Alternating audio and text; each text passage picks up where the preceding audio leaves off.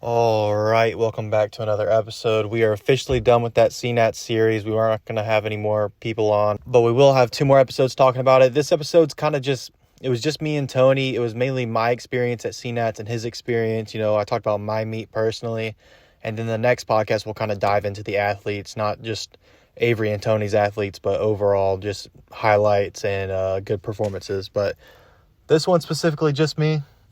If you want to know about how I felt on the day and kind of my process through prep, you can listen. If not, you know, you don't have to listen to it. But I hope you enjoy it. Welcome to Podium Talk.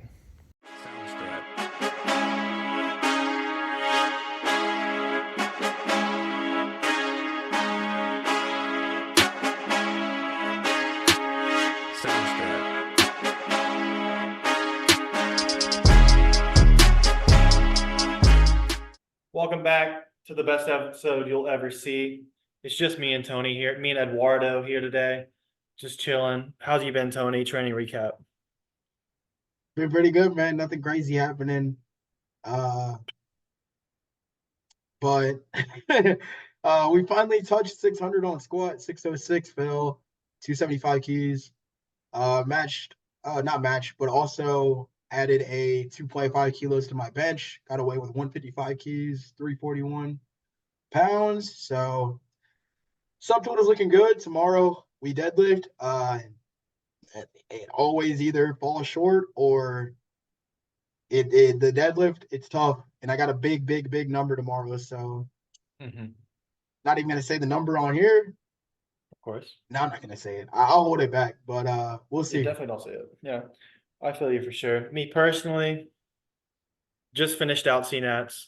My body is broken and battered, and we'll get into that later. But 606 on squat for the little man Tony at 82. It was very impressive, very fast. And I honestly, I told you, when me and you were on a call, it felt like you could out squat me the way I saw it. Like with these extra 4 weeks, I know you have to lose 4 pounds, 3 pounds, whatever, but that 606 was fast enough to squat 639. It definitely was not. It was. But I'm glad you have faith in me. I felt like a max of like a load that was just too heavy for me before. And I know there is a cutoff. At one point I probably would agree with you when I was younger, but after getting folded in raw nets, I am too scared to ever do that again. So Mhm. uh maybe 617 midday, maybe. That's like the high end. I think that Avery and I discussed. I told him I think I could stand up with 622, but I think that'd just be too risky to load up and isn't worth the extra 5 pounds. 617 would be a massive meet PR and would probably put me in a position to go to Worlds, but we can go into that anyways, like later on. Yeah, for We sure, can for go into sure. that later.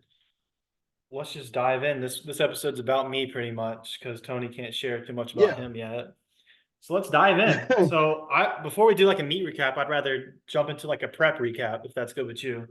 Talk about my prep a Yeah, little bit. no, for sure. So, I So there's mean, there's I was two just gonna things I want ask. to I mean, preface about so CNATs though. Go ahead. I was just gonna okay, so we could start way back with like so yeah, obviously it's just me and Eli. We're giving Eli his C. This is the final CNAT special, really. Oh, the But finale. yeah, we're finally giving Eli his time. But if you look back, Eli competed at Holiday Havoc back in December. Eli, tell us about that meet. I don't even know if I doubt anybody remembers. Yeah. But just give us a quick So recap. basically, havoc in the record books is a minus 12 kilo total. That's how it was in my head. But the story on the day was my first real red lights. Like in the past, my first three meets, whatever, two meets, I have been either three white lights or I failed the lift and got three red lights. Never got a white light. Was always to standard. Was always, I'm phenomenal. Went to havoc, almost bombed out on squat. Missed the opener on depth. Second lift, second squat, we had two white lights, barely skid by.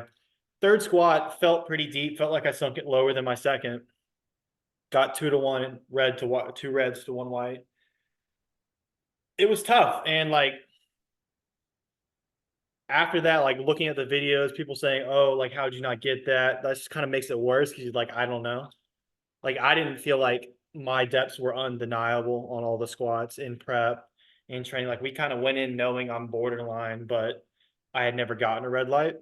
So because of that havoc meet, well, first I absolutely handled it terribly, and the rest of the meet my head was just out of the game. I think I went 2 for 3 on bench still, and then went 2 for 3 on deads.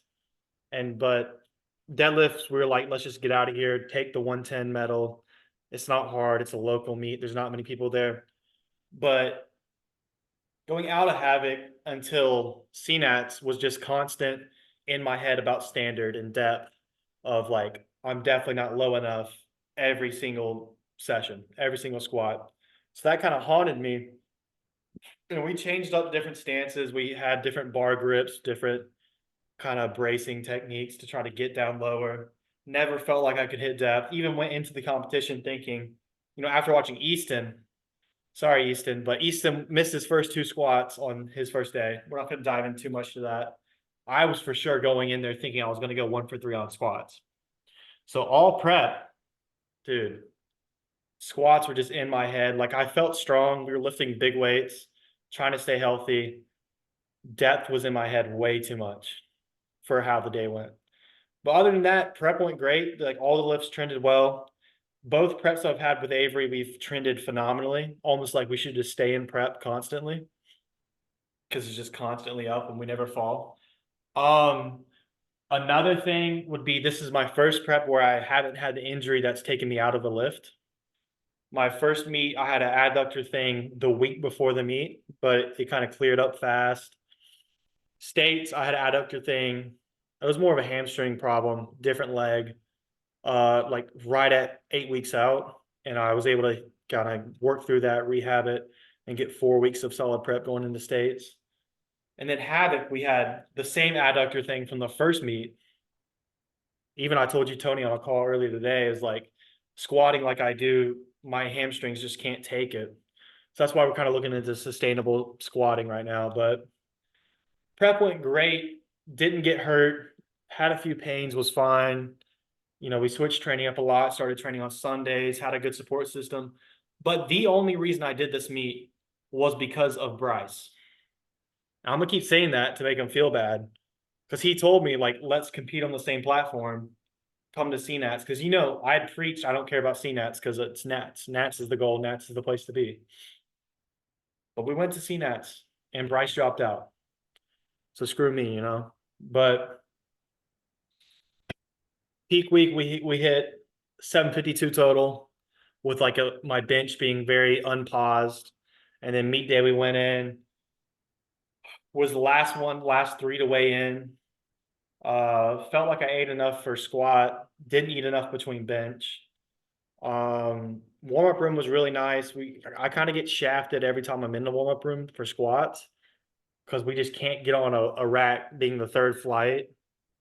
It's like people don't want to let you in, and people like, I'm just gonna complain about this. If you're squatting like a 584 top set, let's go 1 red, 2 red, 3 red, 4 red. Let's not go 1 red, red, yellow, red, red, green, red, red, blue. Like that's what people do in the warm room, Tony. Like it's so annoying. Like just take normal jumps and let's simplify it because everyone's got to take the same weights pretty much if you're in the same class squatting the same thing in the same flight. But no, people take Yeah, like 10 warm-up sets, which is I don't know if you saw yeah, that, because or I guess you people, weren't in the warm-up room, but if that yeah, was no, at people, Nats. it's definitely a timing issue. I would say that a lot of people just don't know how to time like pace themselves, Mm-hmm. so they end up being like, oh shit, I still have tons of time. I need to take more warm ups. And then also it's just the fact that they're gonna max out that day, hit something that they never hit. Yeah. Uh, and something that I always tell myself whenever, or just anybody that ever, because I'm a believer in the big jumps and like 4 warm ups is like what you need, maybe unless you're PRing like 5, like Yeah. max. But I people always like, oh shit, I've never jumped 3 reds to 4 reds, or I've never jumped, you know, a red to a red and a yellow on bench or whatever. It's like, okay, well, if you're going for a PR on that day, you never hit that weight. Like you never hit for me, 6, I did 1, 2, 3, 4 reds and then 551 and then 606. 606. So I did 5 warm-ups. And I've never jumped from never jumped from 4 reds to 551. What is that? That's like 30 kilo jump. But I was like, Mhm. hey man, I never squatted 606 either. So I don't know. I think people need to get over that. That's like for another day though. But yeah, warm up room. People, even at nationals, man, they don't know how to warm up. Yeah. They're just trying to make sure that they get on the platform at the right time. Yeah. So another thing Which about it was, so me and Hunter were on different platforms, but the same flight. Like we were the third flight on different platforms. And I'm Avery's not here, and you're going to hear this complaint on the other podcast. But we were struggling to get into this warm up rack because the first two flights have to go, and they're taking their time warming up, and they're like not really communicating how many warm ups they have left with each other. And there's like a weight loaded on the bar, and someone's got to wait 5 minutes to take it.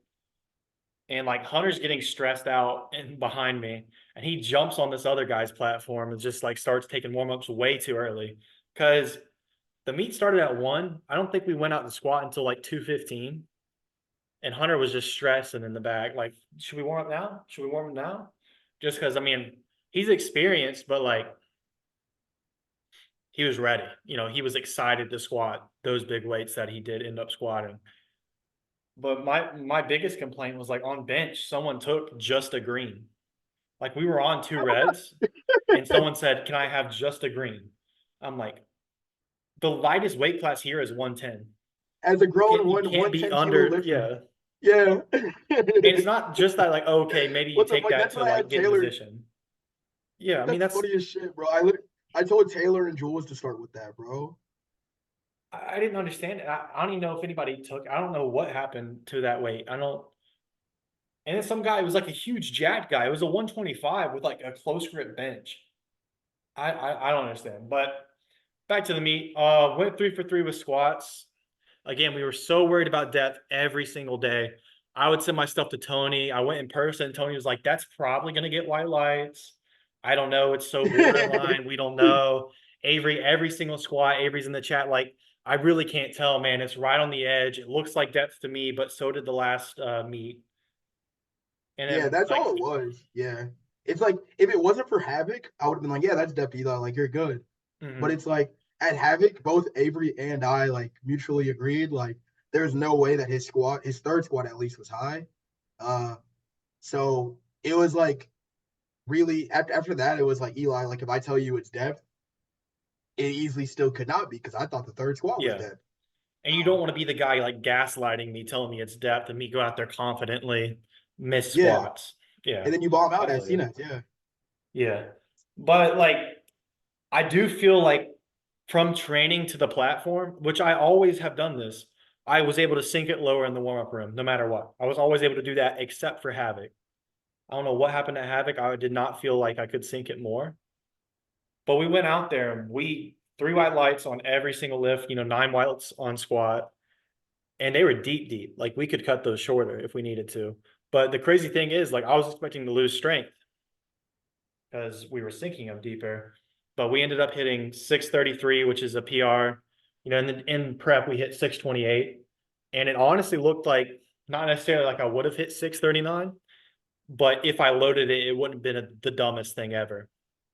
I But think you my would have hit mindset it, but I mean, would have yeah, been a grind. I think you would have hit it. I just don't know with the whole depth thing. Obviously, like that extra 5 pounds, maybe you would have panicked and cut the depth a little more, like Or it would have whatever. kicked me But more forward and I would have been yeah, out of position. yeah. So the Yeah. 633 was definitely the right call. Um, Yeah. Also, like, I went into my first squat. The opener was 584, right? Which is would have been a meet PR because of what happened at Havoc. yeah. And dude, if you asked That's Haley, fucking like crazy. the week of the meet when I was tapering, every night we were just talking, and she was like, "You're anxious about nothing." I'm like, I just really don't want to like go out there and embarrass myself because squats, like, I'm decent at deadlifting, I would say, but I'm pretty up there in squat. Like not necessarily with my class, but if you say you squat 600, you're a pretty good squatter and you can squat more than other people. But Yeah, like the whole week, yeah. I'm just sitting there wondering about depth and just like kind of questioning myself. So we go out to 584, we dunk it. It felt not great, honestly. And then I just say, let's just load 611. You know, I don't think we should go like 617 was the top end jump. I didn't process how big that jump was, but I was like 611, we could still leave with a good day. And then Easton sends me the video because he's at home watching the live stream recording him. And I was like, that was actually pretty fast. That was pretty good. That was pretty good. And we go up to Yeah. 611. It doesn't feel heavy on my back, other than, you know, the normal pain I feel from squatting it on my middle of my spine. We dunk it again, 3 white lights. I'm like, I don't know, Avery. I can't tell. It feels hard. I mean, it doesn't feel heavy, but it feels slow. What's it look like? And he's like, let's load 633. Go out there. Avery was over there with Hunter because Hunter's about to hit his third squat on the other platform. I run over there, get my back chalked, run back to my platform, bars loaded, go out. You know, I take my own music out, throw my stuff on the ground. 633, unrack it. Tony's like, sink it, or get down there, kid. And Avery's like standing out there pointing at both platforms, watching us. And it was a little bit of a grind, but I mean, it was a no doubter in my head. Like it wasn't an RPE 9; it would have been like a 9.5, maybe a little under. But we hit it, and that's 633. So that's so what is that? 287. That's like I don't even know. That's a huge squat PR. If I can do the math real quick. But you tell me your opinion from the audience Yeah, about my that's like squats a while I do the math. what was I thinking about him from the audience? Yeah, from the audience, like Um, walk or what? How did well, were you nervous for me on my first squat? yeah, yeah, of course I was, because I mean I was like sitting there anxious the whole time because like damn, like it sucked seeing that at Winter Havoc, Holiday Havoc, Hmm. seeing you go 1 for 3, barely get through with the squad. So I Yeah, was like, okay, well the opener is gonna set the tone. And honestly, it was like I don't feel like his depth has gotten substantially better since Holiday Havoc. Like there's not much more he could do for her. Like so goes out there and I'm like shit. Like I'm like, okay, so Kathy is judging, like the head judge, Kathy. yeah. And And, Kathy was the and meet like director at Havoc. yeah, and like yeah, exactly. So I was like, okay, I think already that like eliminates one of the judges because I feel like she's gonna be harder on Eli because she knows him. Um, Hmm. so I'm like, fuck, okay, let's see. Especially with her being the head judge, I was like, maybe she's not gonna give him the start command. Maybe like she's gonna fuck him over, whatever. But he goes down and does it really casually, and I'm like just waiting for the lights, and I'm like, oh, okay, like that's good. I get like that's good, yeah, 584. And he just walks off, and everything looked like a normal squat for him. Like I wasn't sitting there like, oh, he's definitely getting down there. Like I wasn't thinking that. I Hmm. just, I guess like ever since the Holiday Havoc, it's like I don't think anybody knows what your depth is, bro. Like I think, or maybe like it takes like a really good eye. That's what my thought is it takes like a really good eye for some people to really like especially big guys. It takes a good eye Hmm. to know what's truly depth. Whereas in Holiday Havoc, it was a local of local meets. So if anything looks like relatively different and odd, especially with how wide you are, how hingy you are, Yeah. um, I think And to they're like, like, oh, this is not a squat. This is like, yeah. yeah, he's not getting depth, you know? So there's two things to point out for people who've never seen me squat. Well, let's just go and make it three. One, right now at this squat, I'm very low bar, not Grayson, but I'm me. You know, I'm decently low, and I'm very bent over in the hole.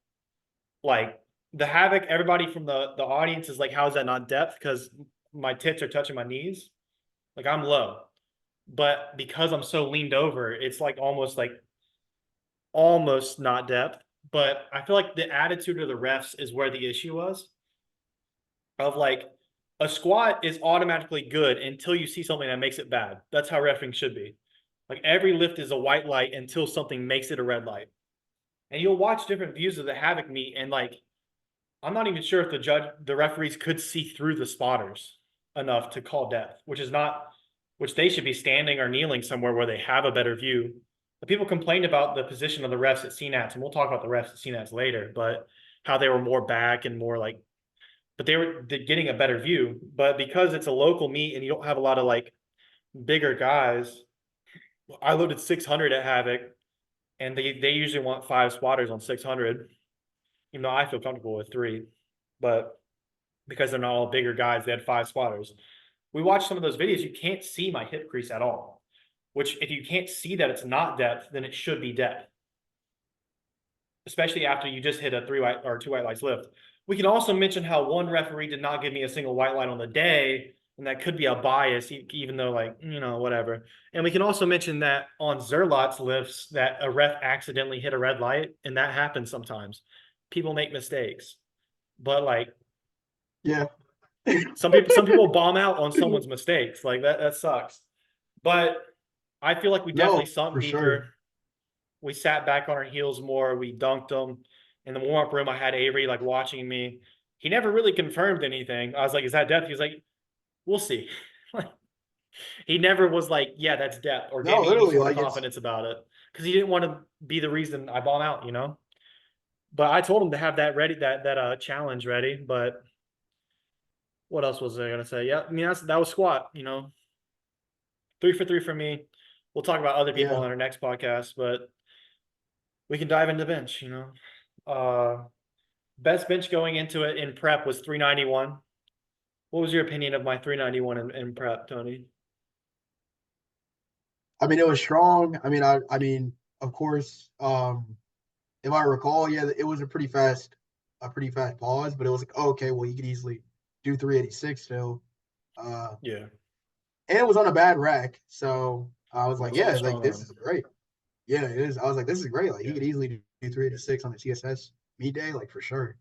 But what yeah. happened? What was going on in the warm up rooms? Um, Like Not much, man. I was numbers just were trying they to get flying under or a were you bar. like, So I did tell Avery, like, so it was weird. My back wasn't cramping as normally as it does. The two things I wish I would have done better was to move a little bit more, kind of walk around and not, because after squats, I was so excited about not bombing out like I thought I was, that I wanted to go talk to people. I wanted to like kind of mingle because I've kind of been so zoned in and anxious about something for so long that I finally had my depth validated on a national stage where so many others were not having that same experience. I kind of wanted to enjoy it a little bit, but it kind of took me away from getting ready for bench because same thing on bench. People are taking way too many warm ups to bench, 2 reds on their opener. Not hating on anybody, but you don't need that many warm ups, especially when you're on a national level. Like this definitely can't be your first meet because you've had to have yeah, done something. So I kind of just took whatever I could. I don't care about like rack heights too much on bench as long as I can unrack it.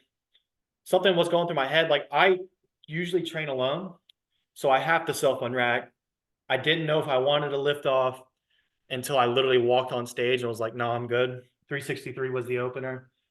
I did on 2 reds tell Avery, he's like, how's it feel? And I said, 391 is a slim chance. I already knew we weren't going to have the best of days.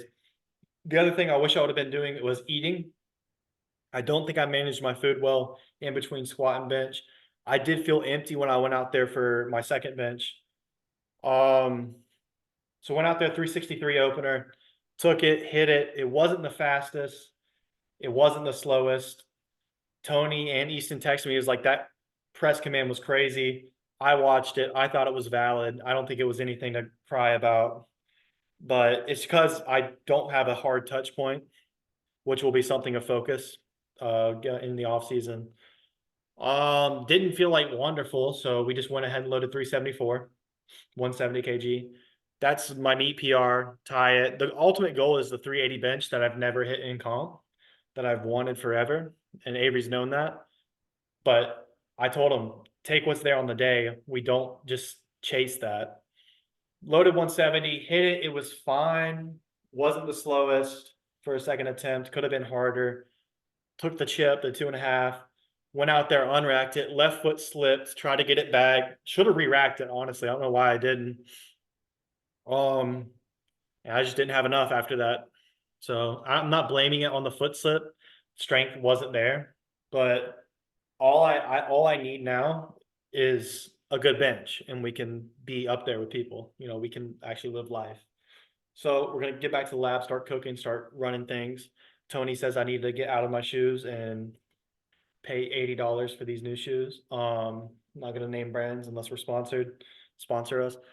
But yeah, that was bench. Okay. I know Anderson's bench went well, and I know Hunter's bench was going well as I was benching. I do want to talk about the TSS racks because they are so beautiful. That bench. mm, I just want to make you Yeah. jealous. I No, just the want to make you massive. jealous right here. The, That bench felt better than any other bench I've ever touched in my life. I've had them before, but on meet day, knowing that you have no issues with your bench, with the bench pad that's going to be used, it's beautiful. It's perfectly wide, Tony. It's nice and grippy. Way better than anything you'll ever feel ever again because you're going I over there. definitely used it at Ronald's. But you're gone, and you'll never know that satisfaction ever, is all I'm trying to say. But Yeah, yeah, I fell guess behind so. on bench a little bit compared to my peers. So I knew, knowing that I had a 460 subtotal in training, and I think I had, that would have given me like a 447 or something subtotal. I knew I had to pick up some slack on the deadlift, really hoping 300 kg would be there. So we go to the back, we try not to cramp up, we try to focus up. I was peeing a lot. I just want to say that a lot, abnormally. I wasn't drinking that much water, or I was, but Tony had stolen my water bottle.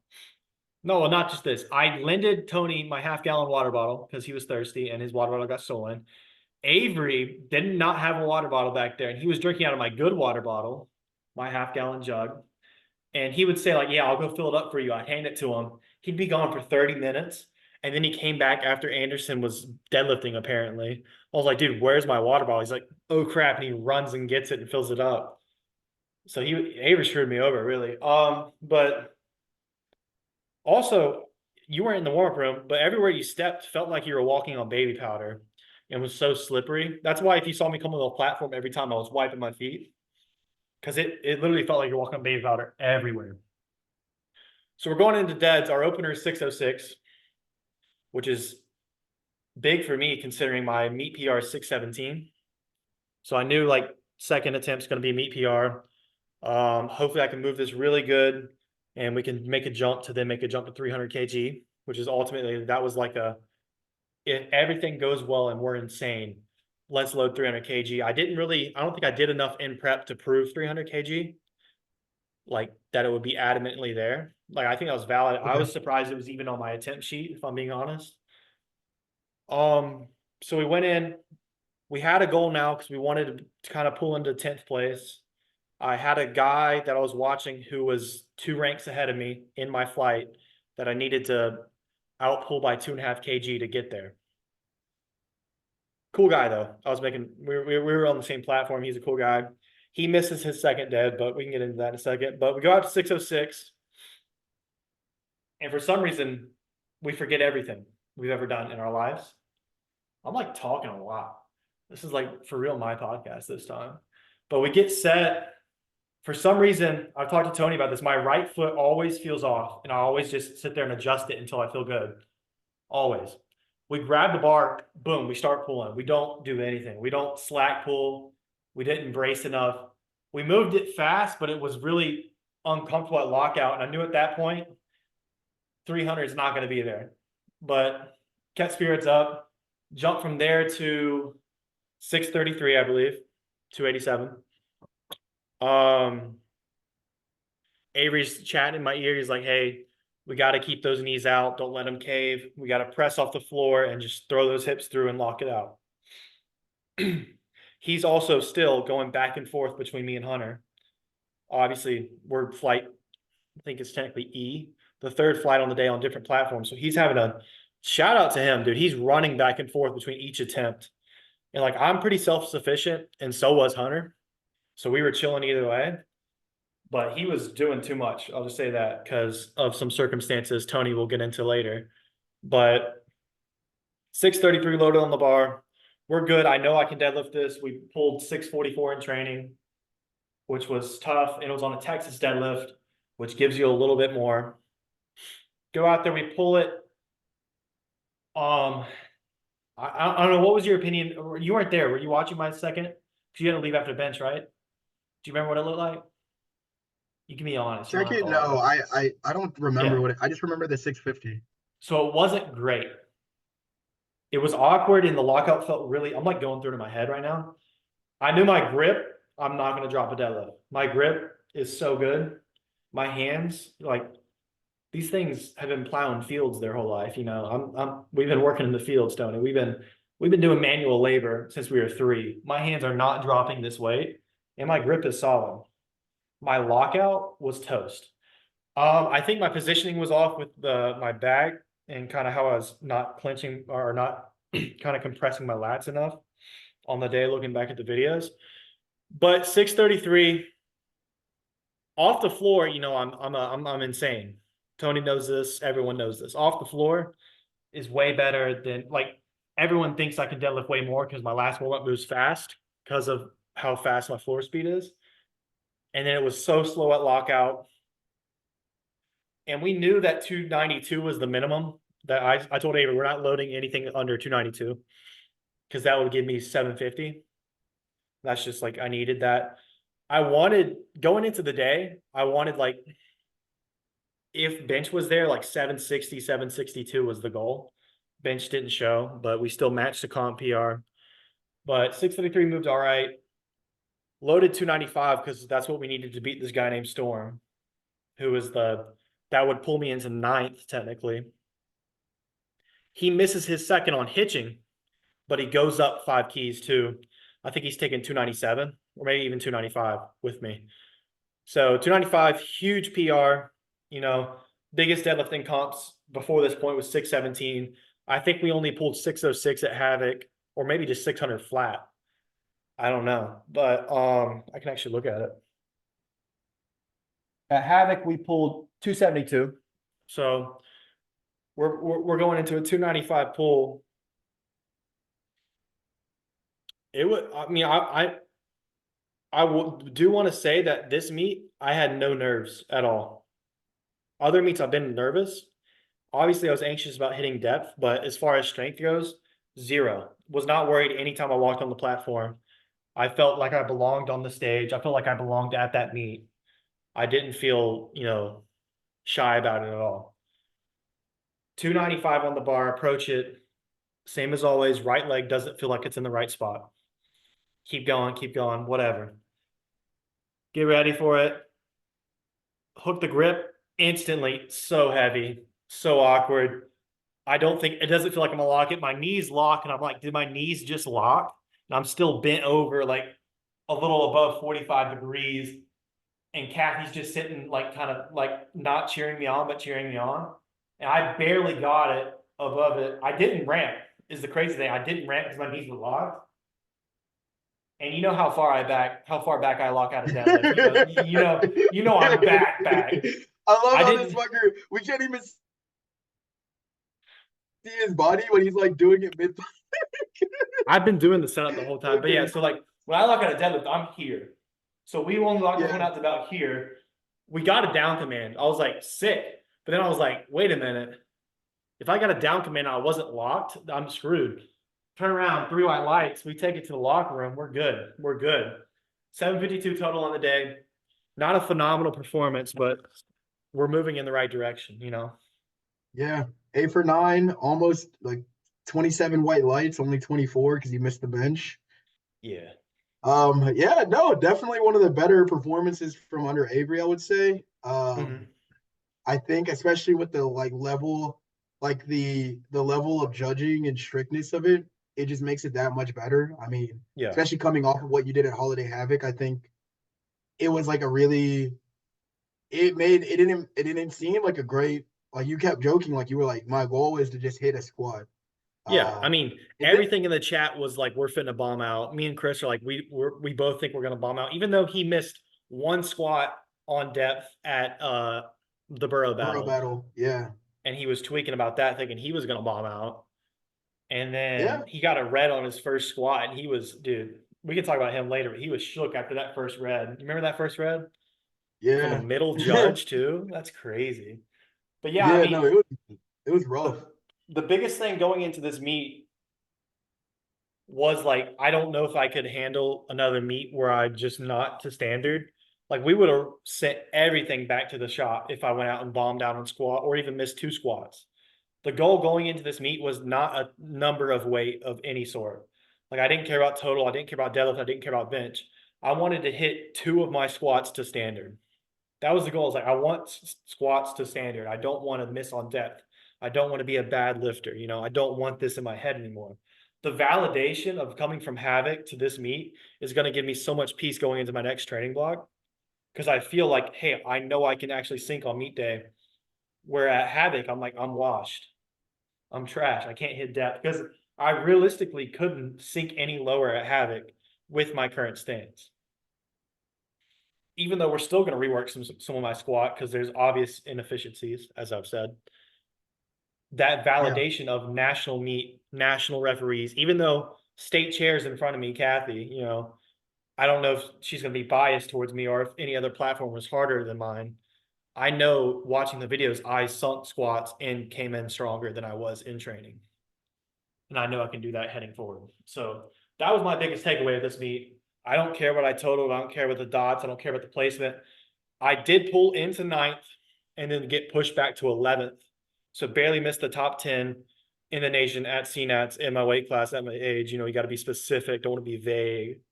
But I didn't care about any of that going Yeah. into I mean, we it. can talk about that a little bit. We Yeah, can we talk about can. that a little bit. We got this bag. We got some merch. We did not get our t-shirts, but we did get this bag. But overall, the only thing I wanted this meet was to be validated. Am I a good lifter or am I a bad lifter? And I left it feeling like a good lifter. So that was my experience. I'm gonna pause this because I'm gonna go to the bathroom. We're back. So overall, we're happy with what we walked away with. 11th, 752, 8 for 9 day. We got to bring bench to the platform, but all I needed was the validation of depth from Havoc. Havoc post meet, I didn't want to post anything about it. I eventually just posted a picture. I didn't want to talk about it. We had Ryan on the podcast, so I could kind of let him talk about it more because he had a better meet. It was a weird meet. I fumbled the bag harder than I thought I could. And it was kind of depressing leaving that and not feeling like, I don't know, because like we said, every single squat after that was not the depth, no matter what I did. Because when we talked about earlier, when it's a phenomenon, when you think about something and you're looking for something, you're gonna see it. So if I'm looking for not depth, I'm gonna see not depth. And Yeah. that's kind of how judges are, but that's kind of how Havoc went for me. And it was trash. Yeah, that's a great point. That's why I always tell people to I mean, you got to sync the opener because if you miss on or even get a red light, the judges aren't looking for like anything else after that. They're looking for if you get but if you like make the opener undeniable, realistically, they're probably going to be like, oh, okay. And then he normally hits depth. So I don't even have to really worry about it too much. Yeah. But yeah, no, I mean, that was definitely quite the day for you, I would say. Like you said, the battle, that the depth thing was tough, man. Was there anything that you think you actually that might have? Do you think there was anything you changed to get better depth, or did you start warming up better, or was it just kind of like, okay, let's just actively try to get lower? I think in Havoc, I kind of got away from my roots of being active. Like it was during the winter, I was way stressed out with school. My prep was mostly work, school, gym. And now that after that semester, I kind of got back to my normal life of like being active. Like me and my wife go play pickleball, tennis. We're go play basketball. We do random stuff. I go on walks, go on runs, and being like not this stationary person who just does these 3 lifts and that's about it.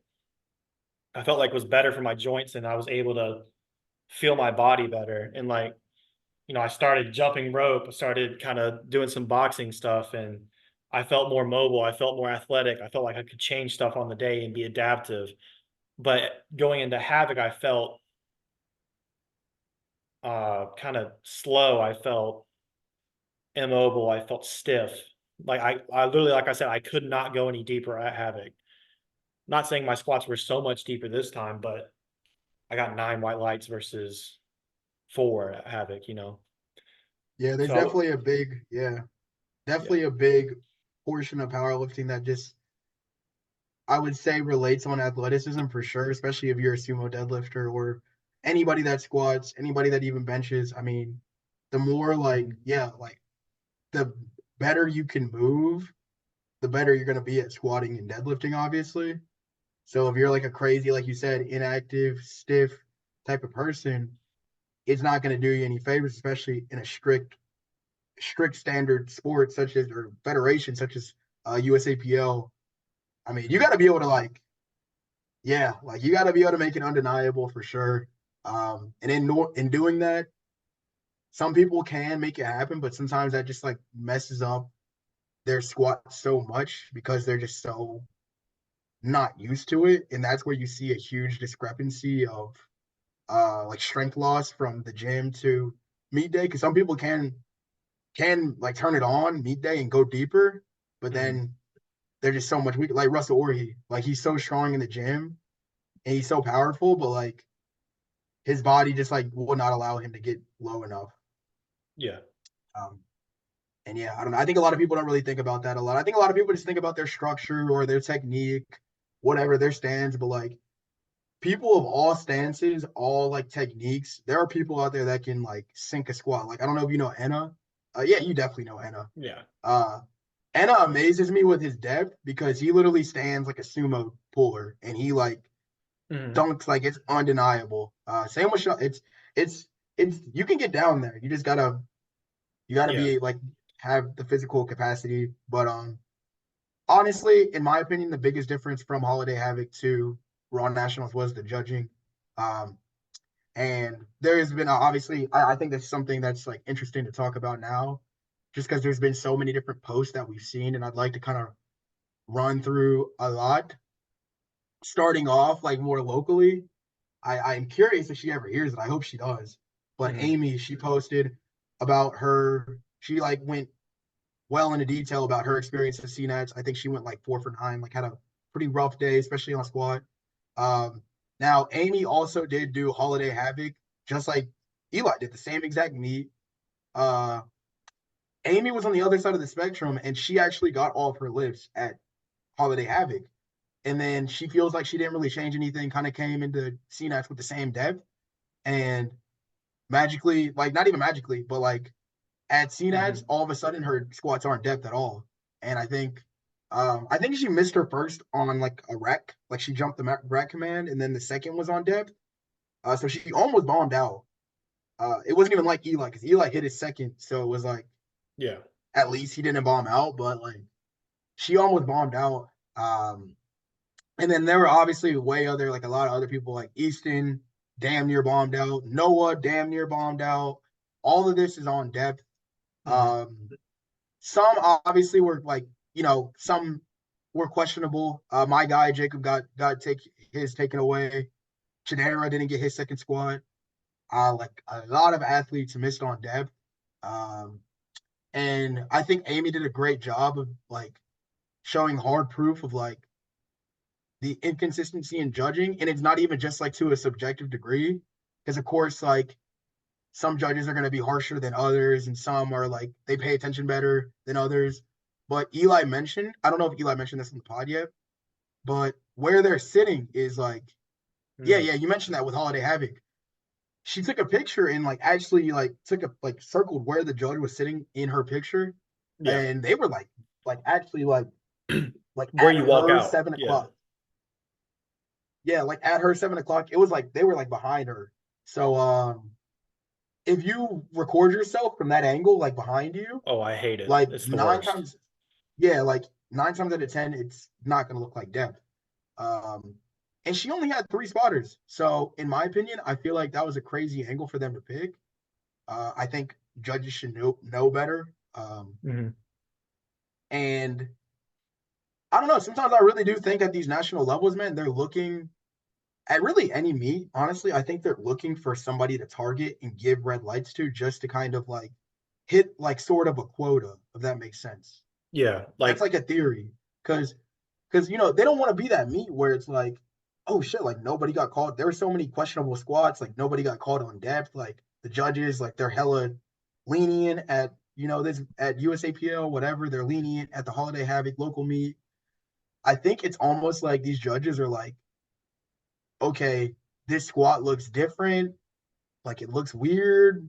Like we gotta same with bench. Like we gotta give red lights. We're gonna give it to this guy. We're gonna give it to this girl. Because and I don't know, man. I just think that the judges they need to have a more like better idea. At least know where to sit. At least Yeah, and I feel compared like to another issue is like if we can relate this to the real world, but you can't be stationary as a judge. Like, yeah, place your chair somewhere. There is an advantage to being a bigger squatter where you have more spotters that hide views. So it could be an advantage of, oh, they can't actually prove you're not hitting depth because they can't see anything because you have 6 or 7 spotters out there. But it could be a disadvantage as in they're not even looking, they're just guessing. But for like a female, they're probably only gonna have like 3 spotters at this level. You know, they're not squatting 600 pounds yet. It's probably like a 300, 400 pound yeah, squat max. But judges can't just sit in their chair. Move around, get your views. Like you see some judges, they'll get on their knees, they'll like get on all fours, actually, I've seen to yeah, see depth, which is what you should be doing. You shouldn't just be sit back and recline. Like I know judging's not easy and you're there for so long. And on a 4 platform meet, there's only so many of you. So you're having multiple shifts over and over again. And you want to sit down for a minute. But at the end of the day, these people are only here for 9 lifts. And for some people, they bomb out on the first 3. And either you're hitting a wrong button or you're not actually looking at depth and you're way back here. I mean, there's something to say about that, about kind of laziness, but also like these people are volunteering their time. So it's like, I don't know which way to go with it. Like yeah. they're not No, it's getting paid very definitely much to be there. So I don't know what it's to say. very because whenever this argument gets brought up, and it happens like I feel like every single meet recently, like somebody ends up going on Instagram and posting like, oh, like if you're not happy with the depth, like the judging calls or whatever, don't blame the judges. It's your fault for not lifting to the like correct standard or whatever. Hmm. And they demonize all the athletes and everything. But like Eli said, when you see judges that are consistently giving red lights, but they're sitting at a really weird angle, or they're literally like their idea of like Hmm. trying to look for depth is like leaning a little bit in their seat. Like nobody, I feel like, really gives that effort to every single lifter. You'll see that with like a national or a world record where like yeah, like you said, there's 5 spotters and the judge like has no choice but to get on the floor because there's all Yeah. that pressure. They don't want to miss. They don't want to fuck up somebody's like record. Uh, but like I don't know, man. I think that's just like really kind of like messed up, don't you think? Like I think you should Yeah. judge the record the same way as you judge Amy squat or your squat or Easton squat or Noah Yeah. squat. Because, I mean, at the end of the day, that is somebody's lift and that is their work. So a lot of people I think actually did kind of get um unrightfully taken, maybe gotten some lifts taken away. And it's not even just squat. Like it's same with bench. I think not that I think, but huge one, a huge issue. Evan Hawk almost bombed out on bench. Brilliant bencher. Like he was honestly like I was most excited to see what he did at collegiate nationals on bench, and he couldn't get past his opener, man. Because if you're an extreme arch bencher in today's like world, and you have the wrong judge, old school, older judge, bigger judge, very more so, like you can tell that they're more into equipped or like the brute strength, like bench, whatever. Um, a lot of them, you can clearly tell they just don't fuck with people that have. They either like clearly they don't know, like they don't know how that bench works, or they just want to see this person fail. Hmm. Because there were some people that were like they would unrack it, and they would have like a crazy long hold, or just a very long pause as well, longer than normal. Because if you know a big archer, you know that they're touching like soft. They don't need a Yeah. long pause command. It's a soft touch. If anything, they should have the fastest pause commands, um, or press command, should I say? Yeah. So I don't know. I think there's a huge like there's a little bit of like corruption that I think that nobody really wants to admit to. in that sense. I think everybody kind of like throws it in the athlete's face and is like, that's your fault for not lifting the standard. But like a lot of these Yeah. lifters are lifting, like it looks good. Like Hmm. Evan Hawk, bro, like Yeah. he's good. Like he's a good lifter. Like he didn't deserve the almost bomb out on bench, in my Yeah. opinion. And there's something to be said there of like a lot of posts are like, guys, judges aren't out to get you. They're not trying to attack you. And I believe that like no one wants to see you fail or bomb out unless you literally have some sort of personal beef with a judge or referee that's like deep. They're not trying to let you bomb out, but there has been a consistent kind of I don't want to say harshness because it's like they're not trying to be hard on us. They're not trying to make us bomb out. But there's been an uptick in standard, which is good, but to the point where I can dive into Marcellus's story. Yeah, He had a guy named Spencer Mann in the 110 class. I believe he got second, but he posted this whole story kind of complaining that it's not that the standard's too hard, it's that the standard's not set. It's inconsistent, lift to lift. So he had a guy, his guy went out, misstepped on his opener, 300 kg squat. So he told him to sink it lower. His second squat, 3 white lights, perfect. 3 white lights means you got a good squat. Do this every time. You're not going to miss a lift. It says keep it. We don't need to sink it. Do the exact same thing. Spencer goes out, does pretty much the same squat, looks exactly the same from the angles he posted, and gets 3 reds, which yeah. is the It exact opposite of like a of perfect three squat. whites. Yeah. And he And it's can't crazy. challenge it. You And can't. Yeah. Marcellus complained about like it's a hard thing to complain about. Like he's like, well, I could understand maybe 1 red or two Yeah. reds, but not 3 reds. Was like, well, it's 3 different judges' perspectives, so you can't say like, oh, only one of them could give a red, or only one of them, or two of them should have given a red and not all three, because they're all having different perspectives. I But think it's but that's front weird judge though. reds, front judge reds really hard. Especially like Yeah. I'm watching the squat, the front judge should not have hit a red light. No, it's weird because it's in my opinion, it's yeah, you got three whole judges. Hmm. So how in the world does it go from three whites to all of a sudden every judge says Yeah, like unless it was clear as day, and I think Marcellus has like 100 athletes, y'all. yeah, So I don't think Marcellus is so tied into this one guy that he would like put on his like he would be like put on his glass like like would yeah, lie and say that this guy is squatting super ass to grass because he loses nothing from this guy missing a squat. Like this is just yeah. another one of his athletes. But And his guy still went on to if get Marcellus second is complaining place. about it, if Marcellus is complaining about it, in my opinion, I think that's like he's not just anybody, bro. Like Marcellus knows his stuff. Yeah. I think Marcellus probably knows more than at least like 98% of these judges, in my opinion.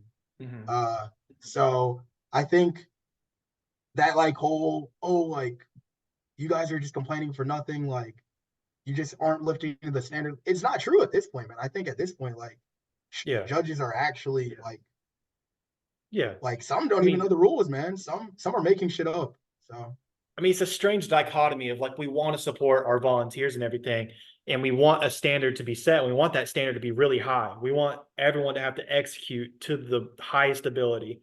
We don't want gifted lifts. We don't want people to look at your Instagram and be like, well, that's not gonna translate. But on the other side of things is like you're making it hard for lifters to have successful if it's changing from attempt to attempt. Like, yeah, have a hard squat standard on the day, but keep it consistent through every attempt. And then there's another thing of like a 4 platform meet. I feel like the judging on each platform is probably different. The press commands could be different based on who the head referee is. The depth calls definitely probably were different. Like obviously platform 1 was mostly equip lifters, I think. Might have been, yeah. now it's platform No, four, I at was least platform on 1. your Yeah, day. platform 4. Equip lifters have a different depth standard. We don't need to get into that. They're going to get more gifts. It's not going to be exactly by the book. It's a whole different thing to go into, but there's going to be different standards on each platform, but somehow we've got to mitigate the issue of inconsistency. I don't know. It's not that big of an issue until it is, but it's an issue. Like we don't want people bombing out at the biggest meets. We don't want, I'm not saying gift them, but keep it consistent. I don't know. So I feel like Easton squat His second squat was not different from his third squat. I haven't like dived that deep into his first squat, but it was the same exact thing. Avery said he should have contested it and it would have got overturned. Zerlot missed his third dead, but then it got overturned because the ref hit the wrong button. Yeah, no, and I will say the jury was definitely a lifesaver. I think this was definitely my favorite like usage of the jury at this meet, just Yeah. because some of them did get overturned, some of them didn't. I had a guy that didn't get overturned. I had Jules end up getting overturned. Mm. Um, and I'm not saying that every person that missed the lift at CNATS was like wrongfully done, because I'm sure there were people that blatantly squat high, people that Yeah. deserved a bomb. There's always going to be people that do that. It is what it is. But like Eli said, there is definitely a discrepancy from platform to platform. And then there was a clear discrepancy from people with on at least on bench, like with I know multiple people like Marina, she was upset about benching as well. Um, People that just arch a lot and have that short range of motion, I feel like they definitely kind of get fucked on. Like especially look at Sean Noriega, like every meet he goes to, bro. I Yeah. mean, It's he an you can't uneven tell me, touch. Or he gets screwed on grip right now, yeah, is how he's grip, holding the grip. yeah, and it's kind of crazy to me. I don't know. I think that is like I don't know. I mean, not everybody's perfect. I'm not saying that, and I think everybody can always do better about training to the standard of being undeniable. Mhm. But I And will like say, after seeing Amy's story, I definitely feel for her because it sucks. and yeah, it like she said, and then also I think it was interesting that she said at the holiday havoc she squatted the same way and she didn't get Yeah. it taken away from her, and she wishes it got taken away from her then, so that way she could have been more prepared at CNETs, And there and then was that something I just want to mention there of like she did post like, is it well known that at national meets the refing is going to be harder than local meets? Pointing out that she had the same squat and got all white lights at Havoc, but then at national, same squat, red lights. And like, yeah, it in the past it has been known local meets you're going to get more gifts, especially in different federations. But local meets you're going to get easier calls. It's not going to be as rigorous as a national meet. That's been known.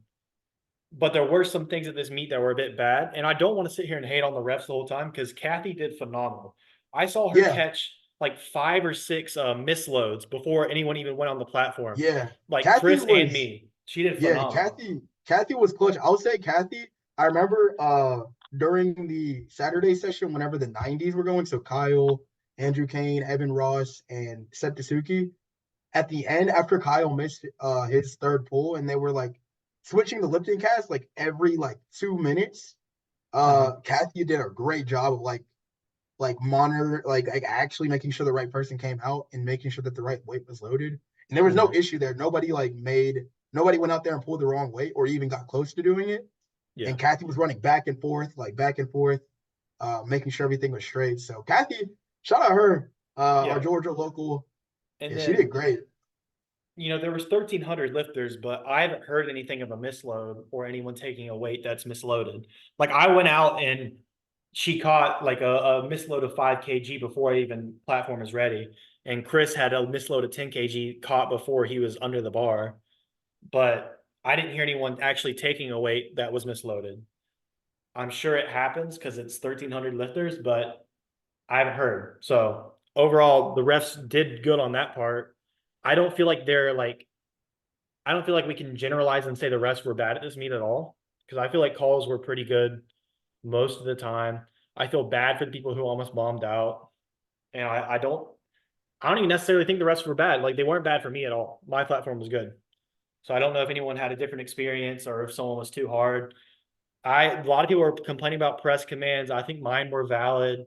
I saw some people saying they were fast on some days though, so I don't know about that. But overall, I mean, I'm happy with the reffing and how a national meet looks. But I don't know, man. can you go into To the difference me, between CNATs and NATs after whatever you're about to say? okay, well, I mean, just I guess that kind of ties into this, but I mean, just based off of because I've been spectating a lot recently. I haven't competed in a minute, so I feel like this is fair for me to say because I wasn't even at the meet. Like, it's not like I got robbed because I didn't. But I will say I feel like I do stand by what I said earlier. I feel like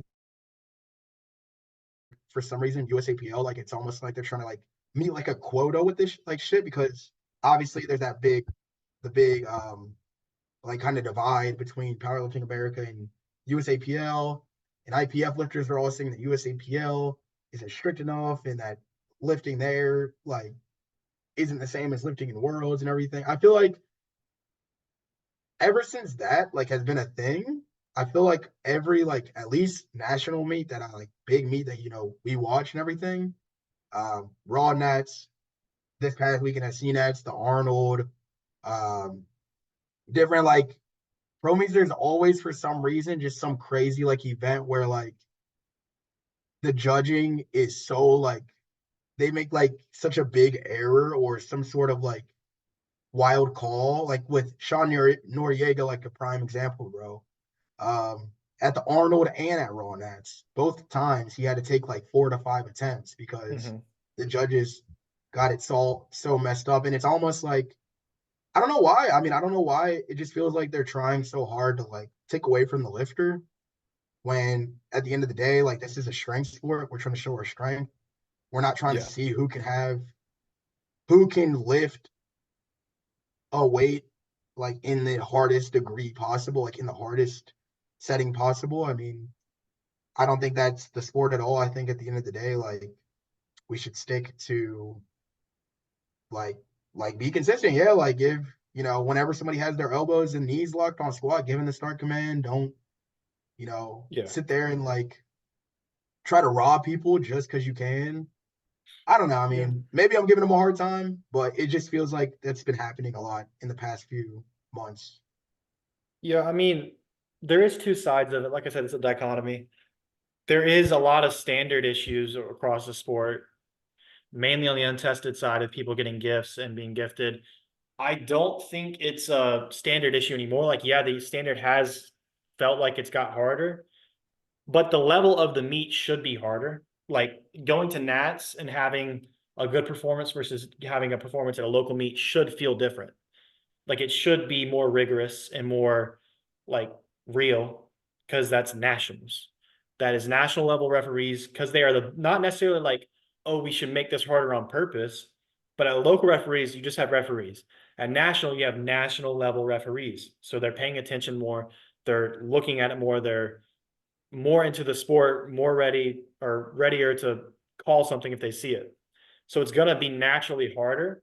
And I'm not complaining about the standard. I'm complaining about the consistency day to day and to lift that we've seen in some people. But like I said, I didn't have that experience. My platform was great. I think Anderson got called for ramping on his third. I know a few other people that called for ramping, but I don't think anyone's arguing that. Yeah, Other than that, I didn't really notice that many mistakes or notable things that happened.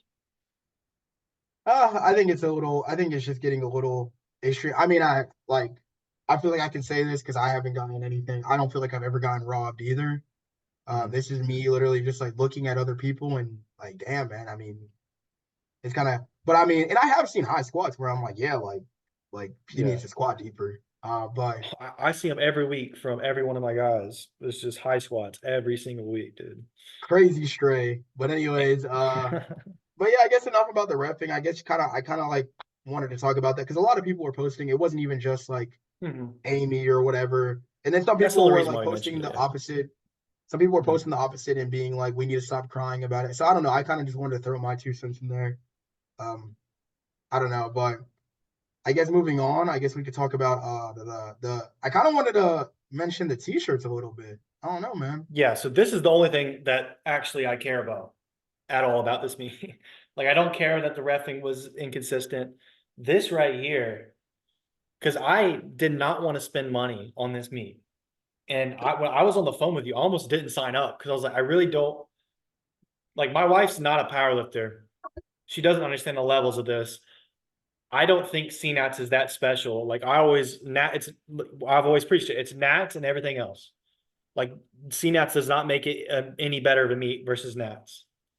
Because Nats is the end goal. Nats is the all this. I mean, obviously there's worlds for other people.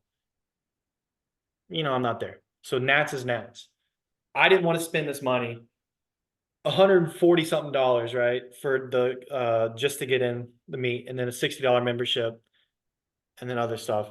A7 t-shirt included. We have the receipts. meat Yeah, t-shirt man. included. We have the receipts. They asked for our size. We have the receipts. Yeah, no, definitely. I don't even, yeah, we don't even have to spend too much time on the shirts in general.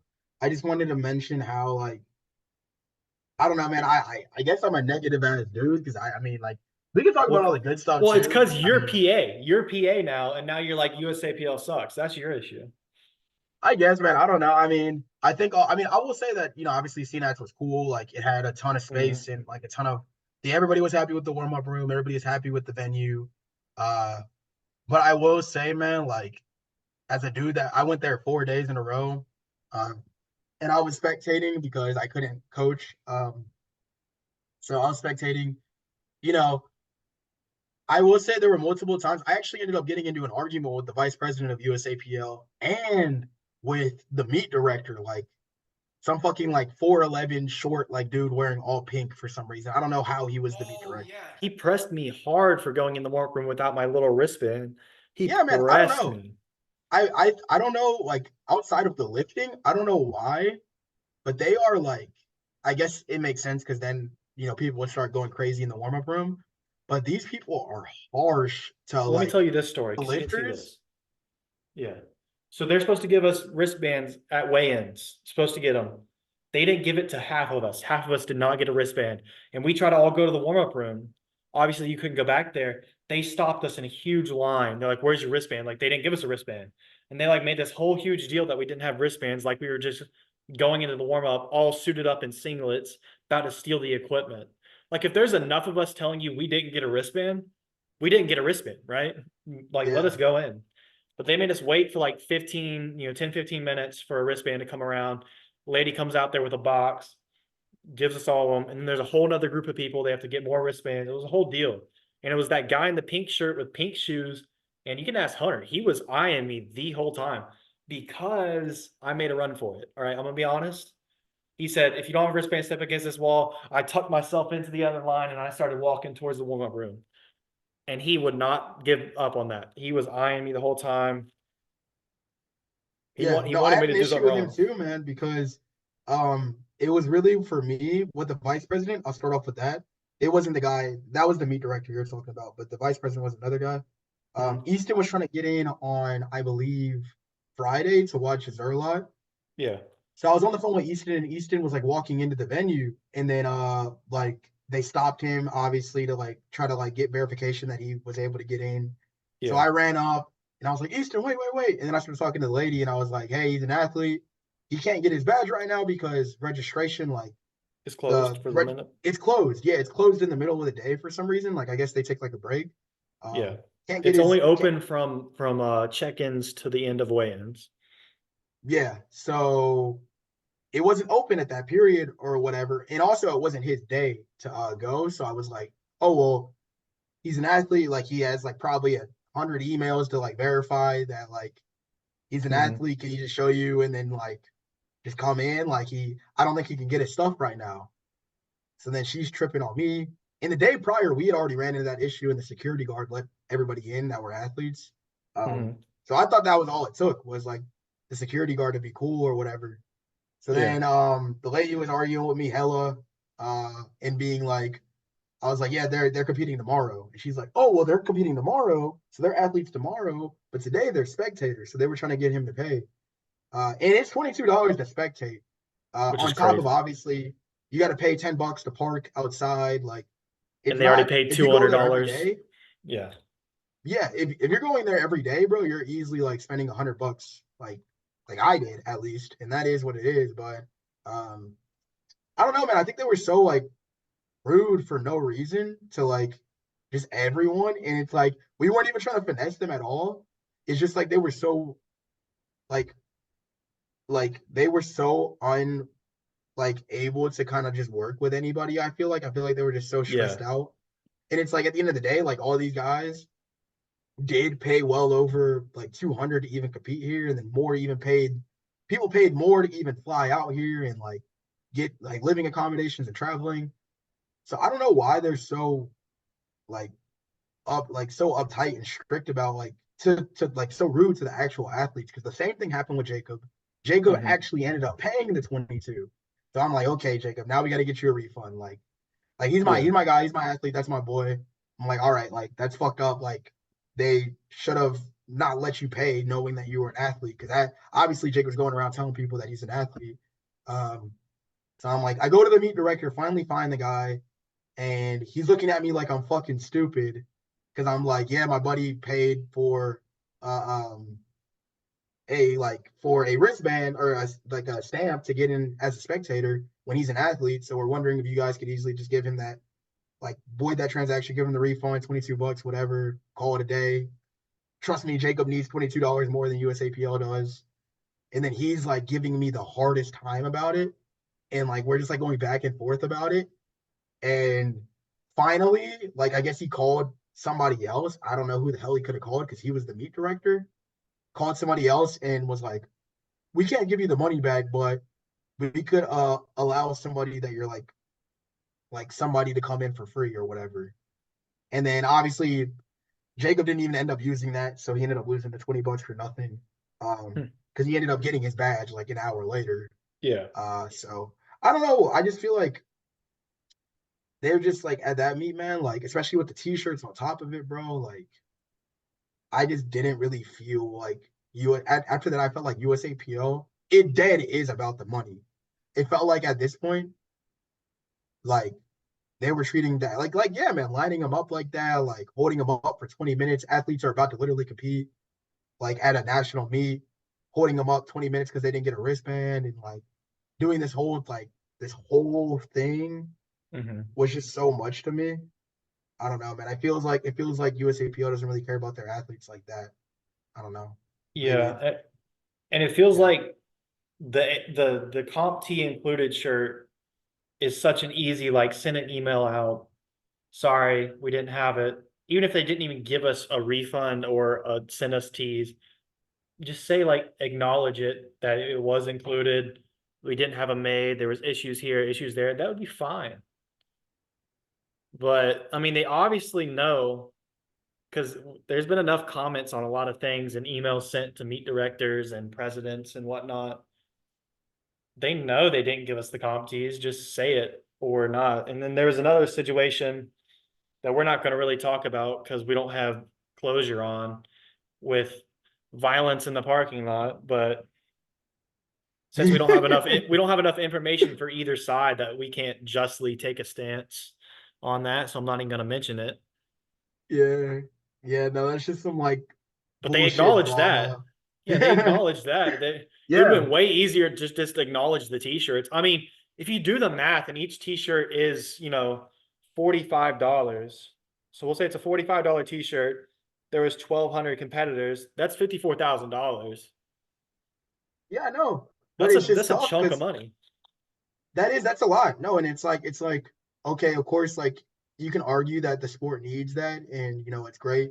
At the end of the day, they are A7 shirts, like they're coming from the A7 booth. So I And there's doubt a definitely a lot of discount when it's in bulk, but still. yeah, and I highly doubt that a lot of that money is even going to USAPL's pockets or like to the meet, like to the actual like the funding of the meet. I think it's like mostly just like a partnership between A7 and USAPL, and then Mhm. A7 gets most of that money. Um, but the thing is, it did say that they were included. So when I found that out, and people are paying 45 for a shirt on top of like literally, like I said earlier, $200 registration, Mhm. $70 membership renewal, flying out, traveling, driving, whatever it is, parking on top of the 45 for a t-shirt. And then not even just that, they literally ran out of shirts. So if you wanted to pay that 45, you still didn't have that opportunity because they didn't even have enough shirts, even Yeah. though it kept track of all the sizes of every athlete, every badge had your shirt size on it. So they clearly should have been prepared enough to have the amount that they needed. But they ran out on Saturday, I think. So ran out midway through the meet. I don't know, man. I think like that whole thing really just left like a weird taste in my mouth there. I was like, damn, man, like that if I was paying for that, like I would have been really upset. And obviously it's not the end of the world. Like it's just some money, but at the same time, it's like the principle of like Well, it's you would just think, like yeah, at that level of meat, a shirt's valid to like wear around, like to wear that into the gym and be like, oh, I was here at this experience. Like it's not on the level of like I got this shirt at Sheffield and I was at Sheffield. It's not to that level at all. But for a college kid to wear that around campus and the people are like, oh, what's that? What's collegiate nationals? And then you spark a conversation. Oh, I was top 15 at a national level meet in my weight class. And I mean, it's just a cool little thing. You can, I'm not saying like, oh, we need these shirts to brag, but just in general for exposure to the sport, a shirt's that little of a shirt's going to help a lot. And I don't know how For much sure. money they bring in through, the gate, the spectators, the purchases on the side. I do feel like those shirts are a huge expense from USAPL to the athletes. So it's hard for me to be like, oh yeah, they need to give us those shirts because that's like, oh, they leave the meet and they're like, okay, this is how good we did financially. And it's also our state. So I'm pretty sure a lot of that money comes from USAPL Georgia. So if we end up, USAPL Georgia ends up having to fork out 50 grand to send everyone shirts, and now they got to pay for shipping on top of that and different things like that.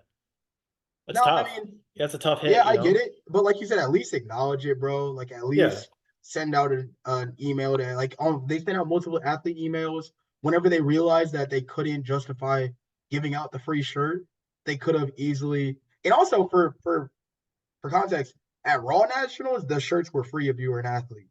So that's what I'm used to. So when I saw that the Yeah. shirts were 45, I was like, what the fuck? Like I was like, this is new. This isn't like what it's always been like. This is new. The shirt said they Yeah. were included. I thought they should have been if they something switched or the deal kind of fell off because of A7. You got to also remember, bro. I'm telling you, I don't think USAPL is losing a lot of money from that. I think it's because A7 sponsors Yeah. CNATS.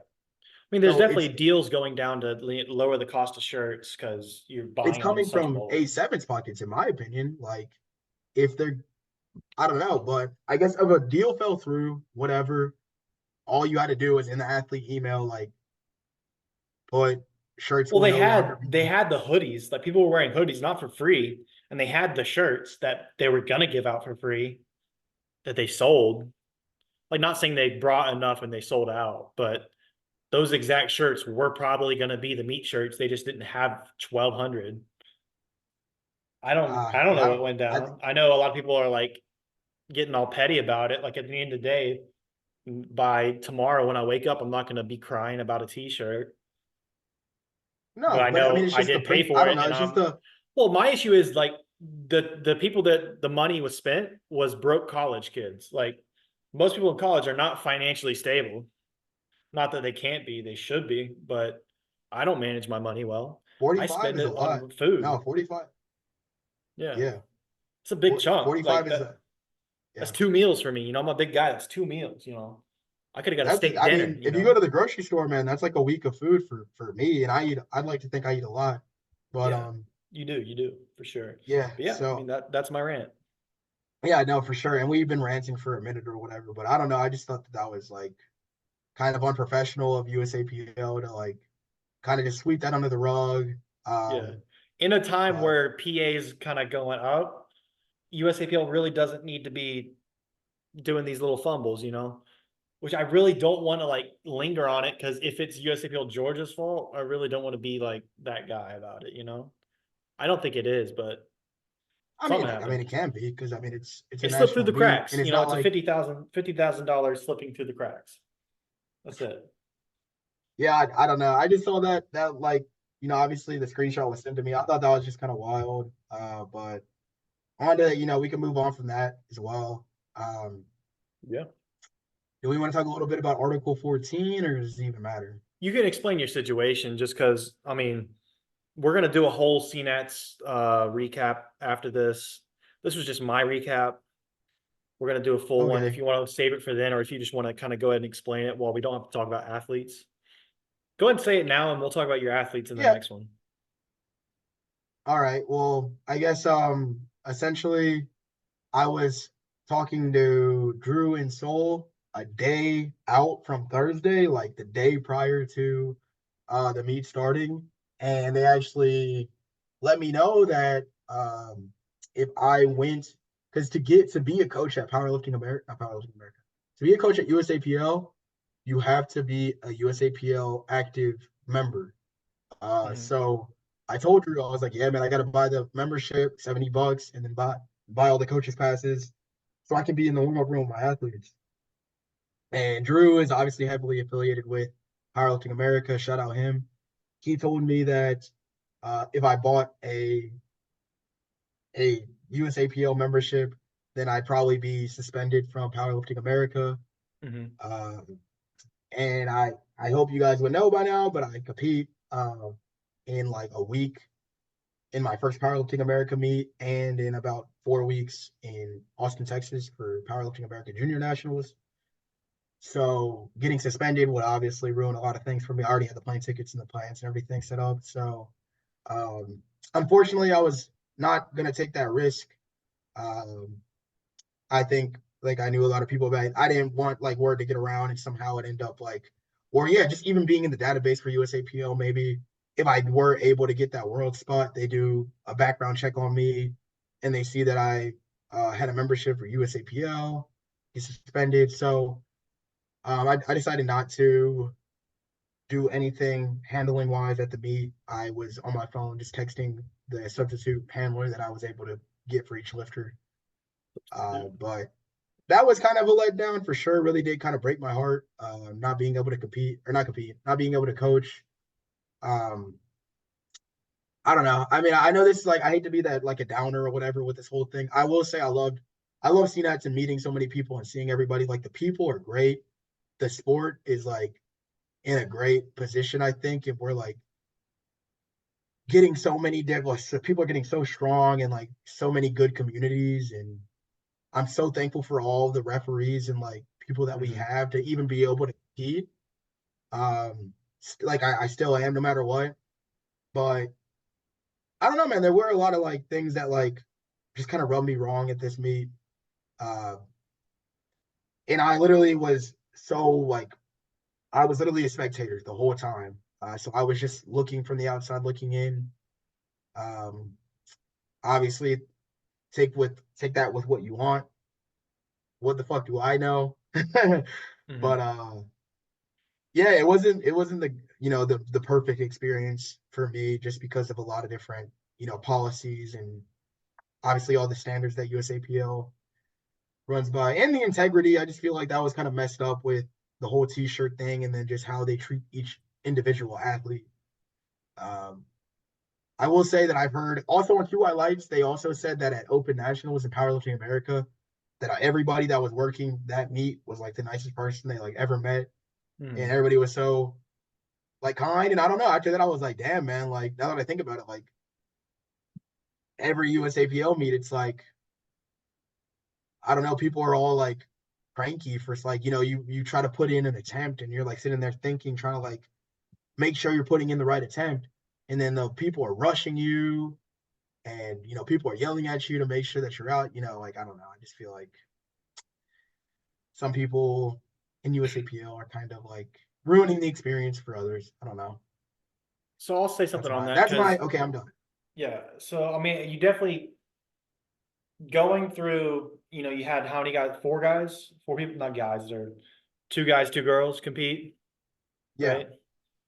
Having Yes. planned that prep, put so much effort in. You're ready to be there on the day. You got battles planned out. I could definitely see it being a very heartbreaking reality check when they're like, you can't go back there because you'd have to buy a membership and you already have a membership at PA and then that violates Article 14. And you got Steve Denovid, but that would ruin the meet experience. I will say from the backside of it and the competitor side, they ran a phenomenal meet in Georgia. I didn't really notice any rudeness. Like everyone was not, except that guy in the pink shirt. I mean, I'll give him credit. I was gonna dip, I wasn't following the rules, whatever. Ooh, I'm not a rule follower, all right. I'm not just I'm not just gonna sit there and wait. I got stuff to do. Everyone was really nice to me. The attempt ladies were really nice to me and Avery. They were chatting them up as always. Judges were great. They're like, oh, who are you? Your name's next, cool. Weigh-ins went great. Equipment check, they're nice and easy. No issues from a competitor standpoint for me. I'm sure people had issues. My day was clean, easy. The only issue I had was I was really hungry when I weighed in. That's about it.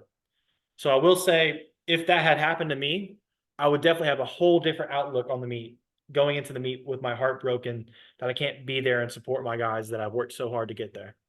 So I Yeah. understand your opinion, but I just Yeah. want to Maybe that's all preface it from the is. Yeah. competitor side, it was great. Yeah. It definitely was like a big reality check. It was like, damn, like you sit there and you're like your guys are like out there lifting, and whether they're doing good or bad, it's like you wish you could be a part of it just because if they're doing good, you want to be there to celebrate them, be the first person they see after the lift. If they're doing bad, the same thing. You want to be the first person they see. You could talk them through it, try to help them out, you know. Yeah. But no, definitely. I mean, to me, it was really just that confrontation I had with the meet director and the vice president as well. Can't really blame power. I can't blame USAPL about the Article 14 thing because that's not even their rule. That's Powerlifting America, or that's IPF. I don't even think that's Powerlifting America. I think that's IPF. Yeah. So, I mean, technically um, it's the IOC, the Olympic Committee, or whatever that's called, but it's not really. So yeah, sorry. Sorry, yeah, I'm being a jerk. it's whatever. I mean, so I mean, obviously that's not at you. The whole Article 14 thing. I'm not blaming USAPL for that at all because Hmm. at the end of the day, like it is what it is. But yeah, I don't know, man. Some of those people were just kind of like crazy mean for like no reason. But I guess dealing with thousands of people makes things a little bit harder. I guess I don't know. I mean, I'm done ranting. I just wanted to point out, yeah, like it was a phenomenal meet. Lots of great lifts and a lot. Like the live stream, I didn't hear any issues about that. The commentators were good. I remember last year the commentators were sucky. So the commentators, shout out y'all. Hopefully somebody that was commentating Yeah. listens to this. But I will say uh, this. Joel, and I think his name's Ben. Um, they went through the warm room asking, what do you want us to say about you on stream? I'm like, dude, I don't know. I'm just trying to lift weights. Like I'm just trying to like go out there and hit death. Like I don't know what do you want me to want you to say? They were getting kind of like they're like no one ever tells us anything to say. I'm like, dude, do your thing. You know, don't like wait on us. And I really, dude, I wish I wasn't a 110. I wish I could have commentated some sessions. Oh, dude, what an opportunity that would be. I love it, yeah, I wish I dude. could have commentated. I wish I could have commentated the Saturday night session, man. That was crazy. Yeah, yeah, yeah. The Kyle, yeah, that was a crazy session. That would have been really cool. But shout out them, they did good. Haven't heard anything bad about that, so that's really Yeah. cool. Had plenty of judges, which is cool. It's a national meet, so love seeing Gino, everything like that. Mhm. The food was expensive, but hey, they had some pretty good food there. All right, food. I wouldn't know. Uh, Yeah. but Yeah, I guess the sucky thing about paying $10 for parking is you can't leave to get food. yeah, no, you can. Yeah, there's no re-entry, guys. So I think I spent 10 to get in, 22 for spectator tickets. If you're there all fucking day because you can't leave because you want to see session one and you want to see session three, you got to eat there, unless you want to sheep off of like you know your athletes' food or your friends' food, which I did. But yeah, no, you're forced to go and buy that $15 burger. I bought a $13 burger actually. Was it good? It was just a burger. Yeah, I mean Oh, it wasn't nothing it was special. it was just a burger. Yeah, just fit $13 for a burger. No fries, nothing. So Speaking of that, we haven't eaten maybe I'm dinner and it's salty. nine Maybe I'm o'clock. salty because yeah, I'm salty because I'm broke and I lost a lot of money. But we can finish. We can wrap this up, man. At least you didn't pay for a t-shirt and not get it right. Relax, relax, relax. I'm starving. So we got to plan this podcast to be a quick 45-minute little recap of the meet. We're at about an hour and a half, so we doubled it, double it, give it to the next person. I love the episode. Maybe we'll just leave Avery out more often. I don't know. But if you listen this far, comment Tony has small arms on the Instagram post and we'll give you a shout out. I doubt anyone's going to listen to this far because we just rambled and ranted, but love you guys. Appreciate y'all listening. Peace.